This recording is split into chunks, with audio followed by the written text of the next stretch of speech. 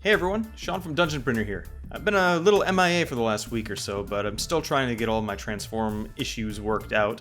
I've been exchanging messages with the Phrozen team and trying to get a couple things figured out, so hopefully sooner than later we'll be back in business. But thanks to all those failed prints that we've been talking about, I found I had a little puncture in my FEP sheet. So I thought I'd do a video on how you replace the FEP sheet on the Phrozen transform, since most of you probably have a smaller scale printer.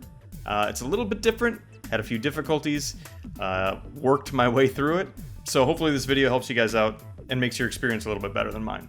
Let's get into it.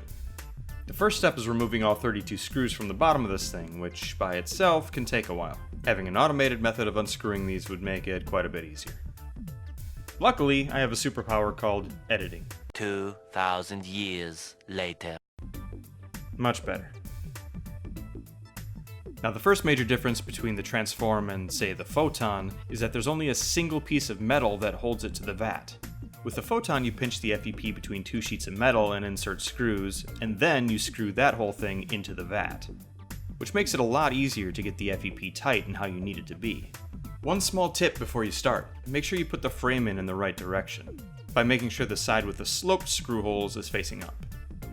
With the transform you have to lay the FEP sheet down on the vat, push the frame into it while trying to keep it tight, and then make sure the film is uniform by pulling on the edges as you insert the screws, which is much more of a hassle than the photon. Not to mention the sheet is 4 times as big. Work your way around the vat by putting in one screw at a time in the corners, while pulling on the FEP to make sure it stays tight and straight.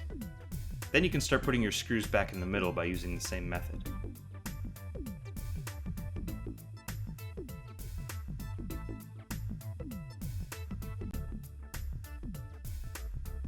What you don't want is too much slack in the middle of the vat, because the FEP just doesn't tighten enough on its own to get rid of that. And you don't want to ruin a perfectly good sheet of FEP.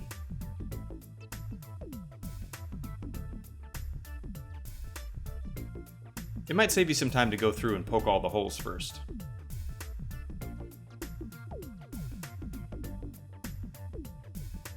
Once you have your establishing screws in and the FEP is uniform, then you can go around and put in the rest of the screws.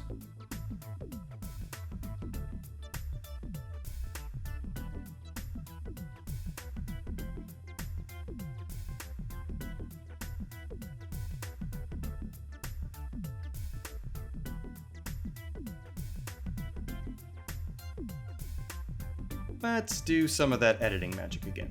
One eternity later. Once you have all the screws tight, grab a sharp blade and cut the FEP as close to the vat as you can. Be extra careful not to poke it through the FEP or you'll undo the hour of work you just did. Take one more look to make sure there aren't any ripples or imperfections, and you're done. So there you go, all in all not too bad. I guess my major takeaways for changing the sheet are making sure you have enough slack to work with so you can make sure you pull it tight, since it doesn't quite have the same mechanisms as the other resin vats out there to help you tighten the sheet. I'd also say start with a couple corners, make sure you're tightening the sheet manually as you go, and make sure there's not too much slack in the middle when you go to tighten your screws. And for those of you out there who like to cut your own FEP sheets, the spare sheets that were sent to me are 15 inches by 10 inches, so hopefully that helps. And one more small update, thanks to you guys subscribing to the channel and supporting me over the last month, we were able to get the Dungeon Printer name on YouTube. So the URL for the channel is now youtube.com/c/dungeonprinter. So appreciate that very much. Hopefully these videos are helpful to you. I will try to keep making them. And hopefully we get this paperweight behind me fixed too so we can get into some more printing. Thanks very much and we'll see you in the next video.